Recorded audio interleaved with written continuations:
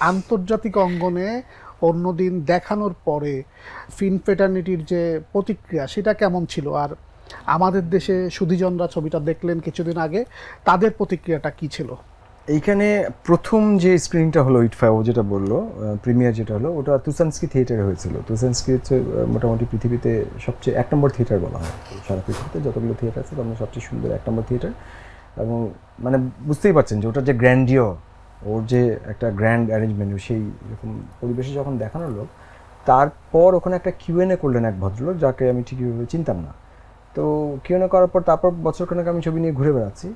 এর মধ্যে ওই ভদ্রলোক আমাকে যোগাযোগ করলেন যে আমি তো মমির কিউরেটর নিউ ইয়র্কের, তো আমরা এবছর কয়েকটা ছবি সিলেক্ট করছি 2022-এ, যে যেই ছবিগুলো পৃথিবীর চলচ্চিত্রের ভাষা পাল্টে দিচ্ছে বা আগামী পৃথিবীর নতুন ভাষা তৈরি করছে, এরকম একটা অ্যাসর্টেড করে আমরা একটা প্রোগ্রাম করছি মমিতে।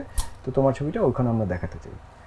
তখন আমি মোটামুটি বুঝলাম যে ফিল্ম ফ্রেটার্নিটি বলতে যেটা বোঝা যায়, কারণ আপনি কিন্তু আপনার চলচ্চিত্র নিয়ে নিশ্চিত না। এটা অনেকটা, আপনি কবিতা লেখেন, আপনি জানেন যে আপনি তো কবিতা আপনার জন্য লিখছেন, এবং আপনি কবিতাটা বারবার কাটাকাটি করেন, আবার লেখেন, আবার কাটাকাটি করেন, আবার রেখে দেন, কোনোটা পাবলিশ করেন, কোনোটা পাবলিশ করেন না। ওটা কিন্তু একান্তই আপনার যাত্রা। কিন্তু যখন ওটা পাঠকের কাছে গিয়ে কবিতার ধরেন 2টা লাইন কোট করে ফেললো, বা 2টা একটা জায়গা প্যারাগ্রাফ বের করে দিল, কোথাও একটা পোস্ট করলো, তখন আপনার কি হয় যে ওটা আর আপনার থাকে না, তখন ওটা পাঠকের হয়ে যায়। তো সেরকম ছবিটা আমি তখন টের পাইলাম যেটা দর্শকের হয়ে গেছে। তো ওই জায়গার অনুভূতি আসলে ভাষা দিয়ে এটা আসলে ব্যাখ্যা করা খুব কঠিন।